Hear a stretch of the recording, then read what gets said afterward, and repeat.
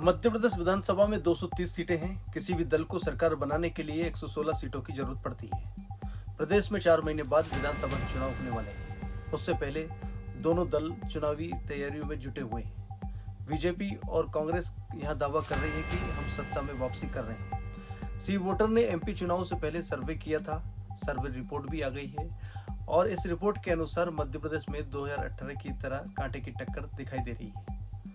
कांग्रेस चंद सीटों से बढ़त बना रही है तो सी वोटर सर्वे रिपोर्ट के अनुसार मध्य प्रदेश में कांग्रेस की भी वापसी हो सकती है। सी वोटर सर्वे के फाइनल नतीजे इस समय आ गए हैं। सर्वे के हिसाब से 230 सीटों में से बीजेपी को 106 से 118, कांग्रेस को 108 से 120 और बीएसपी को 4 और अन्य को 4 सीटें मिलती दिख रही है। 2018 के विधानसभा चुनाव में कांग्रेस को 114 सीटें मिली थी। इसकी वजह से बीएसपी, सपा और निर्दलीय की मदद लेनी पड़ी थी। सी वोटर सर्वे से साफ है कि कांग्रेस सत्ता के करीब पहुंच सकती है। आंकड़े 2018 की स्थिति की ओर इशारा कर रहे हैं। अब इन दोनों पार्टी में वैसे तो कांटे की टक्कर दिखाई दे रही है, फिर भी सर्वे रिपोर्ट से यह साफ हो गया है कि मध्य प्रदेश विधानसभा चुनाव में इस बार भी वैसी ही टक्कर दिखाई देगी जैसे पिछले चुनाव में थे। अगर किसी भी दल को पूर्ण बहुमत मिलता है तो वहां सीटों का अंतर बहुत ज्यादा नहीं होगा।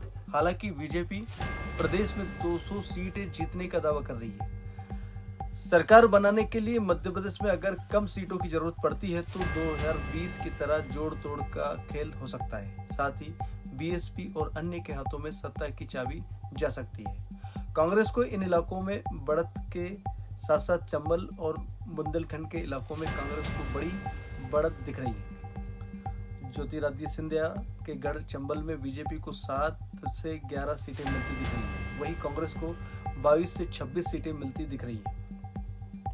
चंबल में सिंधिया का गढ़ है, अब वहां बीजेपी के साथ है। इसके बावजूद इस इलाके में बीजेपी कमाल करती नहीं दिख रही। बुंदेलखंड में कांग्रेस को बढ़त जिस तरह से दिख रही है, वहीं बुंदेलखंड में बागेश्वर सरकार का गढ़ है और इसके बावजूद बीजेपी यहां पिछड़ रही है। बुंदेलखंड में 55 विधानसभा की सीटें हैं।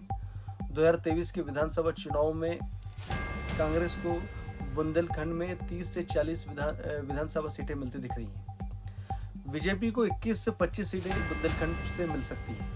कुल मिलाकर देखें तो यहाँ कांग्रेस को ही बढ़त मिल रही है और कांग्रेस को ही बढ़त दिखाई दे रही है इस सी वोटर्स की जो सर्वे है उसके अनुसार। इसके साथ ही चंबल और बुंदेलखंड के इलाके में कांग्रेस को बड़ी बढ़त दिख रही है। सिंधिया के गढ़ चंबल में भी बीजेपी को 11 सीटें मिलती दिख रही है, तो वहीं कांग्रेस को 22 से 26 सीटें यहाँ मिल सकती हैं। ऐसा सी रिपोर्ट्स का जो सर्वे बताता है। इसके बावजूद इस इलाके में बीजेपी कमाल करती नहीं दिख रही है। वहीं अब कांग्रेस को बढ़त जैसी दिख रही है। ऐसे में कहीं ना कहीं कांग्रेस का थोड़ा सा पलड़ा भारी दिखाई देता है इस रिपोर्ट्स के अनुसार। अब बुंदेलखंड में जैसे 55 विधानसभा की सीटें हैं, कुल मिलाकर देखो तो यहाँ कांग्रेस को बढ़त है।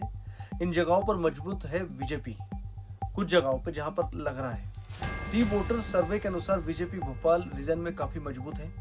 भोपाल रीजन में 25 विधानसभा सीटें हैं।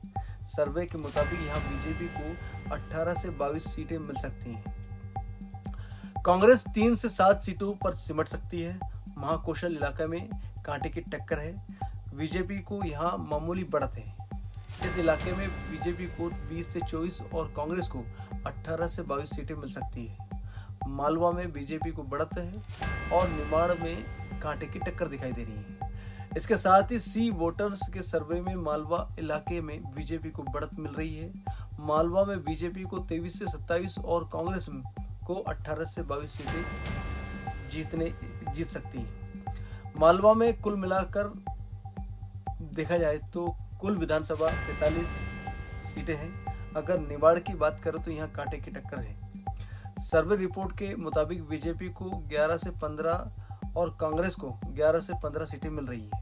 साथ ही तीनों सीटें अन्य के खाते में जा सकती हैं। ये सी वोटर्स का सर्वे था जिसको एबीपी सी वोटर्स कहते हैं, जिसके सर्वे आ चुका है और इसके मुताबिक ये आंकड़े दिए गए। यानी दोनों बीजेपी या कांग्रेस दोनों में इस बार भी घमासान होगा और कांटे की टक्कर दिखाई दे रही है। जीत का अंतर भी होगा तो कुछ या जोड़ तोड़ का भी अंतर हो सकता है 2018 की तरह। ये सी वोटर्स का आकलन कहता है।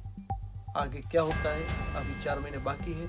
इसके बाद क्या परिस्थिति बदलती है, इस पे भी दोनों पार्टी मंथन भी करेगी और काम भी कर रही है और जोर शोर से तैयारी भी कर रही है। अब कौन से दावे ऐसे हैं, कौन सा घोषणाएं ऐसी है कि जहां बीजेपी हाथ मार जाए या कांग्रेस ऐसा क्या बिछाएगी कि मध्य प्रदेश विधानसभा में फिर से वो वापस सरकार बना ले। कहीं ना कहीं दोनों पार्टियों के बीच कांटे की टक्कर दिखाई दे रही है। अब देखना जल्द दिलचस्प होगा कि इन 4 महीनों में दोनों पार्टी आखिरकार क्या करती है, क्या मतदाताओं के किन किन मुद्दों के साथ उन तक पहुंचती है। आज के लिए फिलहाल इतना ही, फिर मिलेंगे।